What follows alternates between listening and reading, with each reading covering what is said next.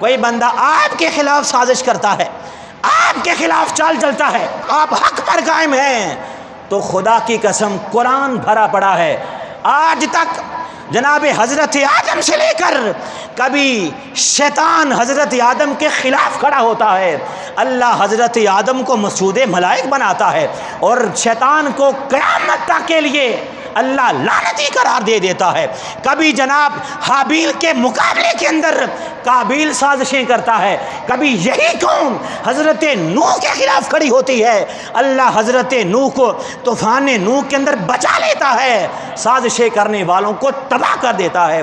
कभी यही लोग हज़रत इब्राहीम का ज़माने के अंदर आते हैं और चालें ये चलते हैं हज़रत इब्राहीम को जनाब आग के अंदर डालकर जलाकर राख कर दिया जाए ताकि ये हमारे बुतों को बुरा भला न कहे। आग के अंदर भी हज़रत इब्राहीम को बचा लेता है, नमरूद को तबाह कर दिया करता है।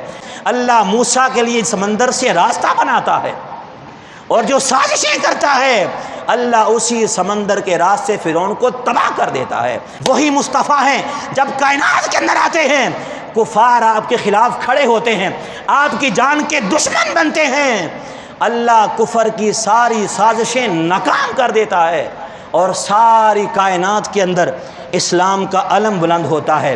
कभी यही साजिशें करने वाले लोग इमाम हुसैन के मुकाबले में खड़े होते हैं कि हुसैन को शहीद कर दिया जाए और हम तख्त पर बराजमान रहें। अल्लाह हज़रत हुसैन के शहीद होने के बाद भी हक़ को ऐसी फतह अता करता है कि क़यामत तक के लिए सबक मिल जाता है। जो बंदा हक़ पर कायम होता है लोग उसके ख़िलाफ़ हज़ारों चालें चलें, उसका कुछ बिगाड़ सकते नहीं हैं। अल्लाह हमेशा हक़ वालों को फतह देता है और बातिल को अल्लाह हमेशा के लिए ज़िल्ल व रुसवा करके रख दिया करता है।